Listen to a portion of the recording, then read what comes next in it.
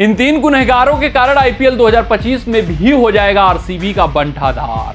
पाटीदार हो जाओ सावधान, वरना इन 3 निकम्मे खिलाड़ियों के कारण आईपीएल 2025 में नहीं रच पाओगे यार इतिहास। आरसीबी टीम नए कप्तान नए डीएनए के साथ आईपीएल 2025 में उतरी है। जब पहला मुकाबला केकेआर को केकेआर के गढ़ में हराए, ईडन गार्डन में मात दिए, तो आरसीबी प्रशंसकों की उम्मीद जगी। जब दूसरा मुकाबला सीएसके को चेपॉक मैदान पर हराए, साल 2008 के बाद इतिहास रचे, तो सीएसके प्रशंसक छोड़िए आरसीबी प्रशंसक आश्वस्त हो गए कि भैया अब की बार चैंपियन सिर्फ और सिर्फ आरसीबी बनेगी। यहां तक कि रॉयल चैलेंजर्स बेंगलुरु नहीं, रॉयल चैंपियन बेंगलुरु उनको कहा जाने लगा। लेकिन तीसरे मुकाबले में चिन्नास्वामी के मैदान पर वो आते हैं, उनका फिर से वही पुराना रवैया शुरू होता है, पूरी टीम तहस-नहस हो जाती है, ढह जाती है। चौथा मुकाबला फिर बाहर खेलते हैं, वहां जीत अर्जित करते हैं, तो आरसीबी प्रशंसकों को लगता है चलिए वो तो एक मुकाबला था हारे, अब जीत की पटरी पर लौटे हैं। लेकिन फिर से चिन्नास्वामी में आए हैं, फिर से हार का सामना करना पड़ा है। अब चिंताएं बढ़ चुकी हैं, अब पाटीदार को सावधान हो जाना पड़ेगा, क्योंकि चिन्नास्वामी पर इस तरीके से आप मुकाबला हारेंगे तो प्लेऑफ में भी पहुंचना मुश्किल हो जाएगा।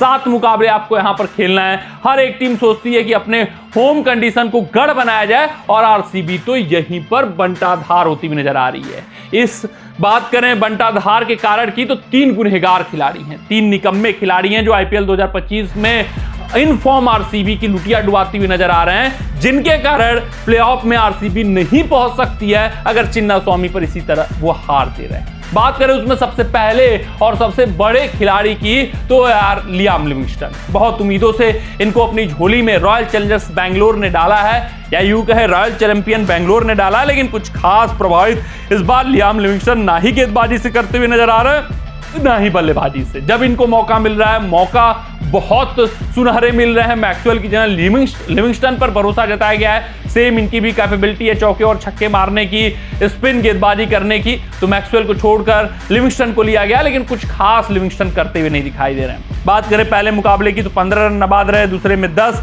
तीसरे में 54 बनाते जरूर हैं, लेकिन टीम हार जाती है। चौथे में खाता तक नहीं खोल पाते, और आज 5वें में 4 रन। पूरी तरीके से ये संघर्ष कर रहे हैं, स्पिनरों के खिलाफ इनका संघर्ष जारी है, और इंग्लिश खिलाड़ी स्पिनर्स के खिलाफ अच्छा नहीं खेलता है यार। हाँ, कभी कभी खेल जाते हैं ठीक ठाक ये, लेकिन अगर हम बात करें विश्वसनीयता की, तो विश्वसनीयता बिल्कुल भी लिविंगस्टन के अंदर नहीं है। वहीं अगर हम बात करें इनकी गेंदबाजी की, तो अभी 2 विकेट मात्र लिए हुए, वो भी एक मुकाबले में, बाकी बहुत ही बुरा दौर, बहुत ही बुरे फॉर्म से गुजर रहे हैं। वहीं अगर हम दूसरे दिग्गज की खिलाड़ी की बात करें जो आरसीबी टीम की लुटिया डुबाते हुए आईपीएल 2025 में नजर आ रहे हैं, वो कृणाल पांड्या है। यार कृणाल पांड्या को बहुत उम्मीदों से लिया गया है, एक भारतीय नाम, भारतीय ऑलराउंडर, जो कि लगभग जडेजा का रोल प्ले करते हैं किसी भी टीम में, लेकिन वो इंपैक्ट नहीं आ पा रहा है कृणाल पांड्या का। या आप कह सकते हैं कि जो बल्लेबाजी पोजीशन है कृणाल पांड्या के, वो ठीक नहीं है, और गेंदबाजी में वो उतने मजे हुए गेंदबाज भी नहीं है, बहुत कॉस्टली साबित हो रहे हैं। कुछ मुकाबलों में जरूर विकेट मिले हैं,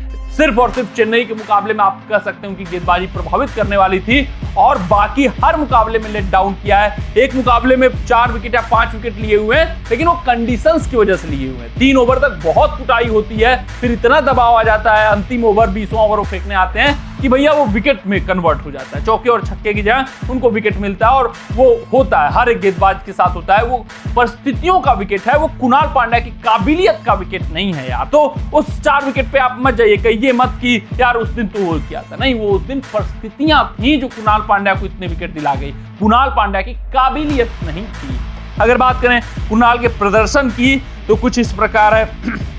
पहले मुकाबले में केकेआर के खिलाफ जरूर 3 पे 29 लेते हैं, लेकिन उसके बाद 26 रन खर्च करते हैं, 34 रन बिना विकेट के, फिर 4 पे 45, आप देख सकते हैं उस मुकाबले में 45 रन खर्च किए रहते हैं, आखिरी ओवर में रन भी नहीं खर्च करते हैं, 3 ओवर में 40 के इर्द खर्च कर देते हैं। तो वहां पर ये मत कहिएगा 2 ओवर किए 19 रन खर्च किए, तो ये इंपैक्ट नहीं छोड़ पा रहे हैं। विकेट लेने की इनसे आवश्यकता है, तो वो विकेट नहीं आ पा रहा है इनकी गेंदबाजी में। आप स्पिनर्स को इसीलिए लाते हो कि विकेट्स निकालें, वो काम नहीं कर पा रहे हैं, और इकोनॉमी रेट भी इनका काफी ज्यादा है। बात करें तीसरे खिलाड़ी की जो बंटाधार करते हुए नजर आ रहे हैं, वो देवदत्त पडिक्कल है। पडिक्कल के सबसे पहले प्रदर्शन पे नजर डालते हैं, और क्यों बंटाधार कर रहे हैं ये वो हम समझते हैं। देखिए यार, पहले मुकाबले में 10, दूसरे में 27, तीसरे में 4, चौथे में 37 और 1, देखिए 27 और 37 वाली पारी ठीक ठाक मैं कहूंगा, बाकी 3 मुकाबलों में इन्होंने लेट डाउन किया है, लेकिन नंबर 3 पर देवदत्त पडिक्कल को T20 क्रिकेट में सिर्फ और सिर्फ ढोया जा सकता है, सिर्फ और सिर्फ टीम के ऊपर भार बनाया जा सकता है, और वैसा ही कुछ है।